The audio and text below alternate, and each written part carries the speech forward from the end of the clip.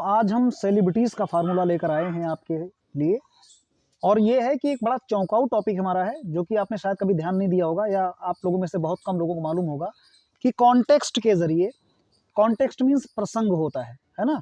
जब हम प्रसंग के ज़रिए कोई चीज़ बोलते हैं, वो भी फ्यूचर टेंस में, अगर कॉन्टेक्स्ट के ज़रिए कुछ बोलना चाहेंगे तो हम उसको प्रेजेंट में भी बोल सकते हैं। आप मेरी बात नहीं समझे होंगे।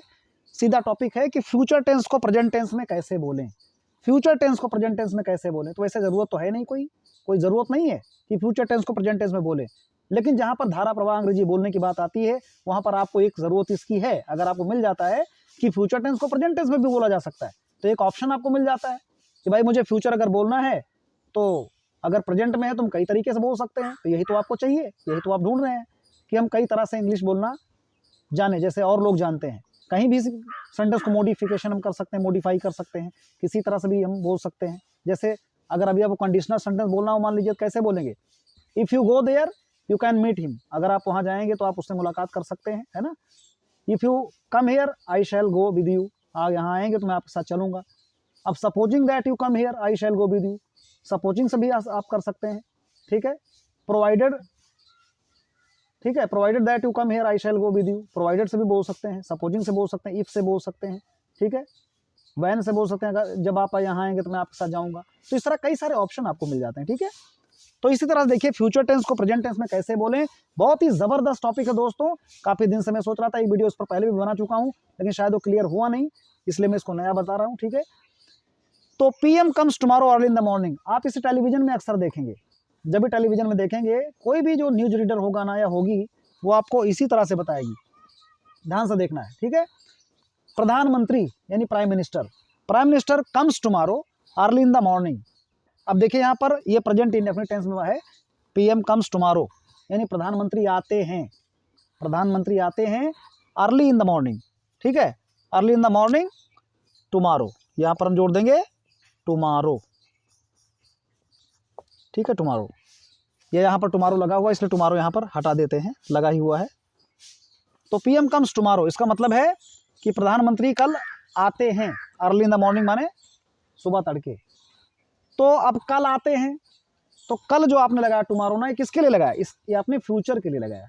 अब फ्यूचर में कोई कॉन्टेक्स्ट देकर अगर बोलते हैं कि कल प्रधानमंत्री आएंगे, ठीक है, अगली फ्लाइट से मैं दुबई जा रहा हूँ, ठीक है, या अगली बस से मम्मी आएंगी, तो जो अगली है या कल है, यानी फ्यूचर के बारे में अगर आप बात करते हैं, फ्यूचर कोई भी अगर जिक्र करते हैं तो फ्यूचर वाले वर्ड यूज करते हैं। अगर आप टुमारो कर दिया, नेक्स्ट कर दिया, ठीक है, और डे आफ्टर कर दिया, तो इस तरह से अगर फ्यूचर वाले कोई वर्ड इस्तेमाल करके आप बोलना चाहेंगे, ठीक है, फ्यूचर टेंस को, तो आप जरूरी नहीं फ्यूचर में बोलिए आप कि आई शैल कम टुमारो, मैं कल आऊँगा, ठीक है। आई कम टुमारो भी बोल सकते हैं, आई कम टुमारो मतलब आई कम प्रेजेंट इंडेफिनिट में कर दीजिए, और टुमारो जो वर्ड है फ्यूचर के लिए ले लीजिए आप, हो गया। ये हो गया आपका कॉन्टेक्स्ट। कॉन्टेक्स्ट माने प्रसंग जो है, प्रसंग जो हमारा जा रहा है, जो काम होने वाला है, वो फ्यूचर के लिए होगा, ठीक है। तो PM कम्स टुमारो, प्रधानमंत्री कल आएंगे, इसका मतलब हो गया। इसमें कोई जरूरत नहीं लगाने की PM will come tomorrow, PL will come से हम बच गए, PM विल कम से हम बच गए, है ना।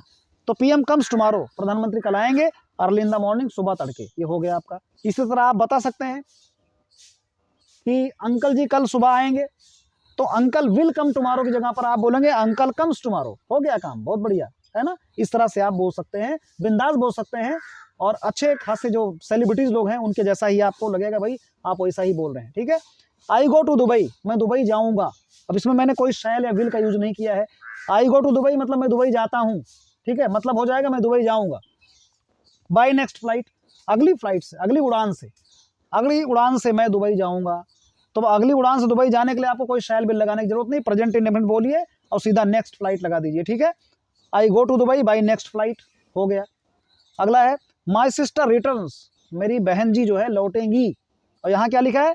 माई सिस्टर रिटर्न्स, मेरी बहन लौटती है। तो मेरी बहन लौटती है बोलने की जरूरत नहीं है, माई सिस्टर रिटर्न्स हो गया, और मेरी बहन लौटेंगी।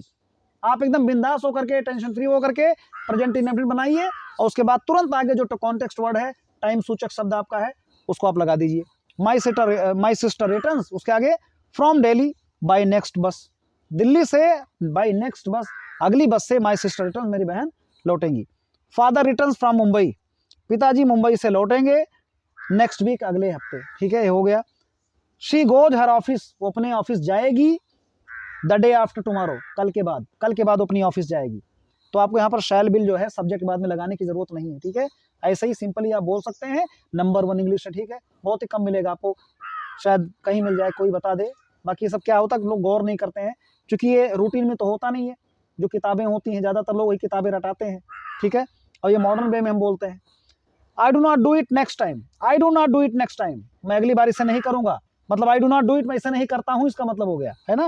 लेकिन पढ़ेंगे क्या इसको, फ्यूचर में बोल रहे हैं, प्रेजेंट इंडेफिनिट में, और मीनिंग निकल रहा है फ्यूचर में। तो I do not do it next time, मैं इसे अगली बार नहीं करूंगा। We won the match in next innings, we won the match, हम जीत जाएंगे match, in the next inning, in next inning, अगली इनिंग्स में, अगली पारी में हम मैच जीत जाएंगे। तो हम मैच जो है जीत जाएंगे की जगह पर क्या लिखना है, हम मैच जीतते हैं, ये हो जाएगा वी वॉन द मैच। अब देखिए ये प्रेजेंट इंडेफिनिट हो गया। अब आगे प्रेजेंट कंटीन्यूअस का भी देख लेते हैं। प्रेजेंट में वी आर रीचिंग मुंबई, हम मुंबई पहुंच रहे हैं, बाय नेक्स्ट ट्रेन, अगली ट्रेन से मुंबई पहुंच रहे हैं, इसका मतलब अगली ट्रेन से मुंबई पहुंच जाएंगे, ठीक है। आई एम कमिंग टुमारो, मैं कल आ रहा हूं, इसका मतलब मैं कल आऊंगा, ठीक है। समझ गए कि प्रेजेंट को जो है फ्यूचर में कैसे बोल रहे हैं, फ्यूचर को हम प्रेजेंट में कैसे बोल रहे हैं, ठीक है।